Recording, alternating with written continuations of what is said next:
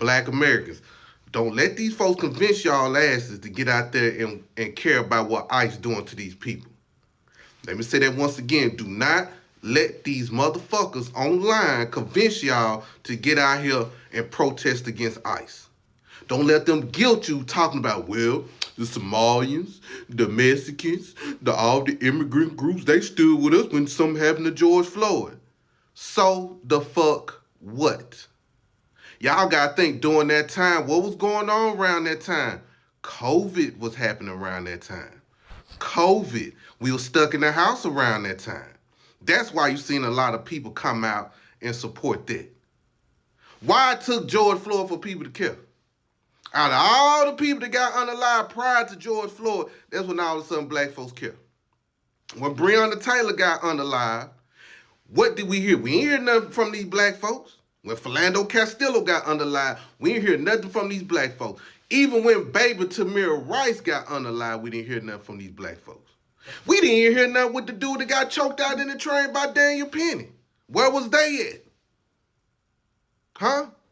Where was they at?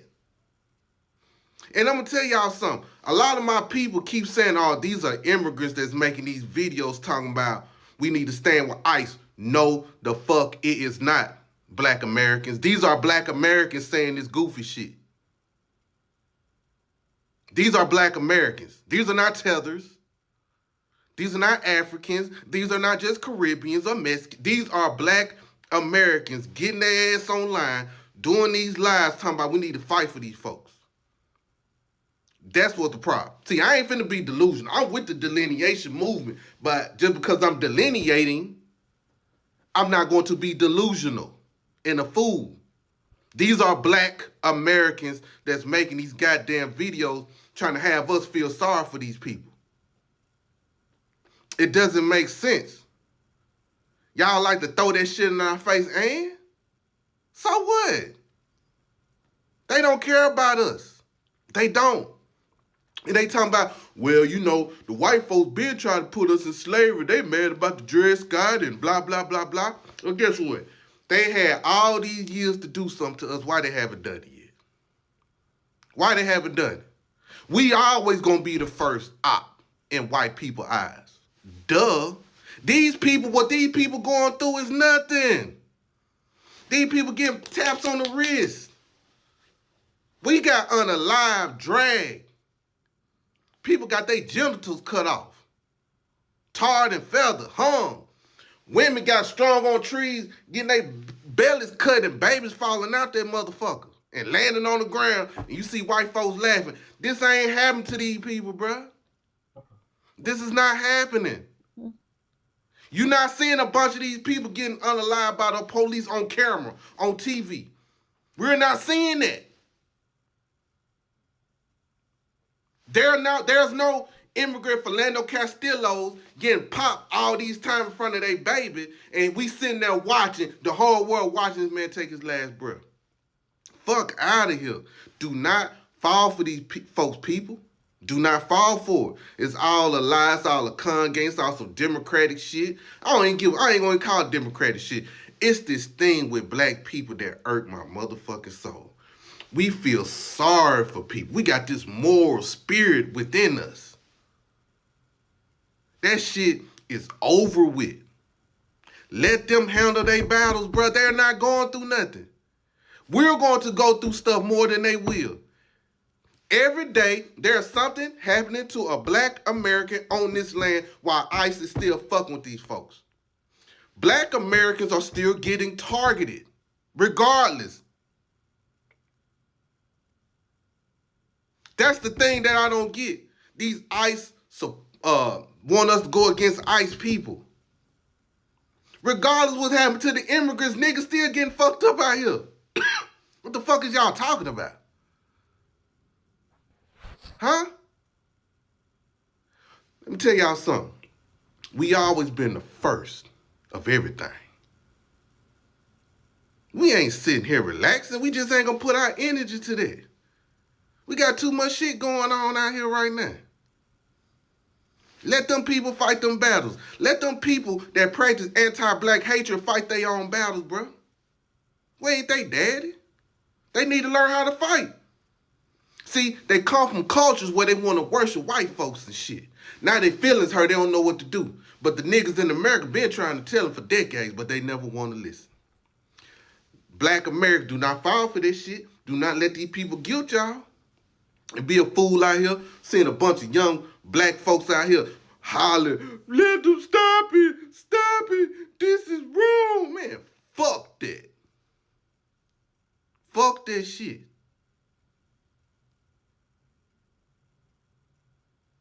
Don't listen to these people. These people get online signing out intellectual. Now, black people, just as well as ICE is rounding all these people up and doing these horrible things to other groups of people, just keep in mind, black people, you are next. You are next. And what you think they're going to do to you? Man, you better sit your goof ass down. Heifer and nigga. Talking to the woman and the nigga. Talking that shit to me. The fuck wrong with you? That intellectual pseudo shit with the people with the bones and they know, what you call them, septum rings? We ain't listening to you niggas. Nobody ain't listening to y'all. Y'all ain't out there doing nothing. Go out there and get the septum ring pulled. Let me see let ICE pull your septum ring and see what y'all gonna do. Fuck out of here, bro. This is dangerous. You setting our people up. How are you calling Black Americans lazy all the time? And always denigrating us as being uninspired, lazy, don't have a good work ethic, but you're looking for us to help you stand up for yourself and protect your communities from ICE. I would not be looking at lazy people for help if they're lazy, because I could not depend on them. But you're wanting to depend on us to stand up for you, to lay our lives down so that you can walk across our backs like you walked into this country and something that was already set up to help you succeed thanks to the work that my people did. But we're lazy. We warned you this was going to happen. We warned you to vote a different way. And now they're looking at us like, why won't you help us? It's not that we're not helping you. It's just that we warned you that we would not have the bandwidth to come help you because we have to protect ourselves because we knew that this was going to happen. And in all that time, instead of learning how to defend yourself and ask us how to do it, to stand up for yourselves, you decided to let us do the work where you sat down and we stood up for ourselves. And now that you need someone to stand up for you, you can't even stand up for yourselves. And you're looking for us to help. Somehow you're looking to the lazy, uninspired, bad work ethic people to help you fight for your rights. And then some of y'all are saying, can we hit a reset button? No, there's no reset button to hit. What needs to happen is that you stop denigrating us and then let us know what you plan to do.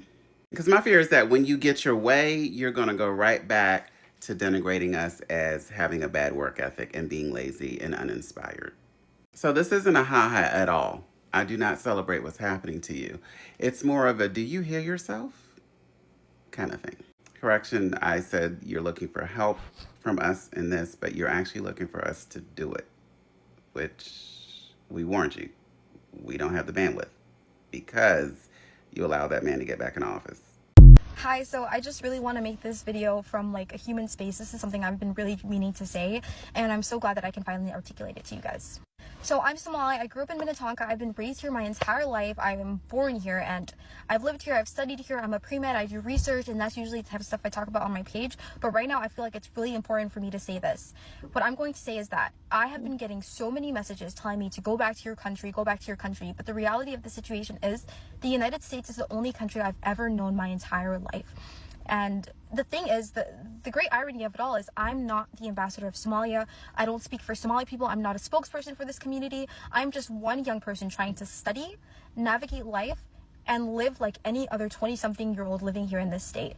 And so something that I feel like is going on is that there's a lot of immigrant people and first-gen, second-gen kids like me, with this weight on our shoulders, trying to explain everything going on in our communities, trying to defend our communities. But I'm really no different from any other 20-something-year-old trying to make it here in this state, in this country, in this world. And so I'm sharing this because I really feel like a lot of us are being treated this way and dealing with this quietly. But the reality is we aren't symbols. We aren't some type of ambassador. We are just human beings. Yeah, I think that that's one perspective, but the other perspective is, you know, you're just collateral damage from the bad decisions that was made, possibly from your family, depending on how they got here. Because we still have to ask the question, right? This young woman who, you have to love and respect the fact that they were able to articulate themselves and communicate clearly about what their plight is and what's happening over in the Somali community, which she's not necessarily saying anything that we don't already know, that people that are born here inside of the United States of America, especially ones that receive birthright citizenship, meaning that their parents may not necessarily be from here, and they may have come over here either illegally or temporary protective status, but it doesn't mean that it justify the fact that we are leveraging laws that were meant for American descendants of slaves, people that did not ask to be here, and them receiving birthright citizenship should not have been extended over into people that are just normally born in the United States of America, regardless of what their circumstances are. So while I acknowledge that we should make sure that we accommodate people that are legally here in the United States of America as citizens, you can't blame people that then speak loudly about the fact that we should be putting Americans first and the people that are here already, instead of advocating for and allocating our tax dollars for people that came over here illegally. I'm not really sure what her situation is as far as her parents and all of that. But if you go over to Minneapolis, it's crazy the fact that they've completely taken over the culture. And Minneapolis today is completely different than the Minneapolis that was here 20 and 30 years ago. I mean, when you talk. ICE is expected to ramp up operations in Minnesota ASAP. They contribute nothing. I don't want them in our country, I'll be honest with you. This comes after the Trump administration ordered the agency to target undocumented Somali immigrants in the Twin Cities. Somebody would say, oh, that's not politically correct. I don't care. I don't want them in our country. Their country's no good for a reason. This morning, the assistant DHS secretary said that they are, quote, looking at the data and widespread fraud, and that this is about public safety. A U.S. official told CBS News that the agency will target hundreds of individuals with deportation orders. And today we attended a press conference that was held by the Council on American Islamic Relations, who say nearly 95% of Minnesota's 80,000 Somalis are U.S. citizens. Somali American community being targeted in this manner is dangerous. We have already received from different people threats online. And just yesterday, the mayors of both Minneapolis and St. Paul spoke out, saying that they stand with the Somali community. We stand firm and rock solid with the Somali people here in Minneapolis. WCCO is continuing to follow this. Something interesting is happening right now in the U.S. As ICE deportations increase across the United States, some immigrant communities are suddenly sounding the alarm and asking for support from the same communities they previously clashed with. And that raises a big question people are asking right now. Where was that unity before this pressure started? Welcome back to my channel. Thanks for sticking with us. If you're new here, this is a safe space for real conversations about real situations. Hit that subscribe button and turn on your notifications so you never miss a video. Immigration enforcement in America is tightening, and the message from many Americans are simple. If you come to the United States, you have to respect the law, respect the system, and respect the country that gave you the opportunity. The United States is one of the most generous nations in the world when it comes to immigration. Millions of people have built successful lives here, but when people take advantage of the system or ignore the rules, eventually the system responds. And that's exactly the debate happening right now. Before we go any further, this video is for commentary and analysis purposes. It's not meant to attack any ethnic group or nationality. The focus here is on policy, accountability, and the rule of law in the United States. Let's get back into the video, and I'll be right back. The president has called to end the temporary protected status of Somalians living in the state of Minnesota. Blatant marriage fraud, visa overstays, people claiming to work at businesses that can't be found, forged documents, abuse of the H-1B visa system, abuse of the F-1 visa. When someone's temporary protective status is lifted, they are now illegal aliens. Whether it's Minneapolis, could be Philadelphia, could be anywhere. We're going to go ahead and remove those elements out of our country, because at that point, especially if they came here under false pretenses, that's what ICE does as a law enforcement mission. We have to ensure that we remove those people from our communities. This is how bad things are getting here in Minnesota. Meet my mom. Say hi, Hoyo. Hi. So here's the thing, like many Minnesotans, my mom does not want to leave her house out of fear of what's to happen if she does leave.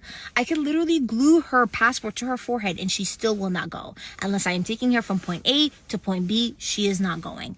And that is so similar to a lot of Minnesotans, whether they're documented or not, who are too afraid to leave their house. And because they're too afraid, they're not able to go to work, meaning as the first of the month is coming up, they don't have rent money, right? So my mom has the privilege not to worry about that because her kids will take care of that. And a lot of neighbors do not have that same privilege to be able to do that or to say that. So I'm asking you guys to step up for your neighbors. We should all be asking for an eviction moratorium, which puts a stop to eviction, the legal process of evictions. Also look to see if your city does a 30-day pre-eviction notice, which means that landlords have to give you 30 days notice before they start the eviction process, right? And then last but not least, look to your local organizations to see who does rental assistance and then consider donating to them. If you live in St. Louis Park, consider donating to STEP. They do a wonderful job in rental assistance, in doing rental assistance. So please, look out for each other. As you know, the Somali saga continues. You know, we try to look past it, but it just keep coming up. I mean, man, more information and more people speaking up about this Somali issue. I don't know why this topic is definitely red hot right now, but you have this young Somali woman that wants this stuff just to stop, and she wants some unification. So let's go on and roll with what she has to say, and then let's get back into it. Well, let's get back into it. First of all, I want to make sure, because, you know, like Martin Luther King said to us a long time ago, you got to get the language right. And the language is this. There's no such thing as no war. No black Americans are sliding on the Somali ops nowhere. Somalis aren't sliding on us. Nobody's fist fighting. Nobody's shooting. It's no war. It's no true beef. We're just bringing up history of when Somalis first came to America, or things that's been said about us online. And so we're looking at a time now and say, wait a minute, now that we are having a conversation, we're bringing this up to say, hey, why did you say this? Why did your community do this? I'm not speaking about this young lady. And yes, I also understand there is a divide within their community. Those who are older that came here are more stuck in their ignorant ways. Those who are younger, who are born here, who actually been around us. Clearly, as you heard her speak, she's been around us. So usually from my experience of talking with Somalis, so yes, I've talked with some Somalis in my lifetime. The younger ones are more cultured with black Americans, right? Just like if you have a Nigerian that was born here and more cultured to be around black Americans, so they may understand the black experience a lot more because they were born here, cultured here, and that's that. So I want to put that up front. There's no war. There's nothing to be ceasefire about. Okay. The issue is, young sister, I have to tell you, the issue is not you. That's not you or any other young Somali that may not be even on that. It is probably your parents or your people.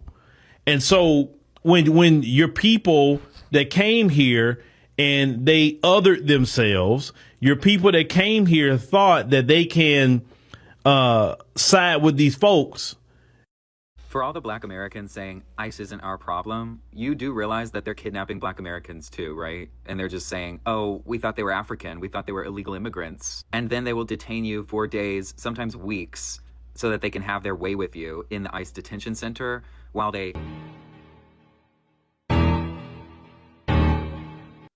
Wrong message, even worse messenger. We do not ever need a white person in this country to tell us what is at stake when it comes to the government, police enforcement, and how police enforcement can cause harm to black Americans. My father sat me down when I was 15 years old because I started to look like a man and taught me how to interact with police.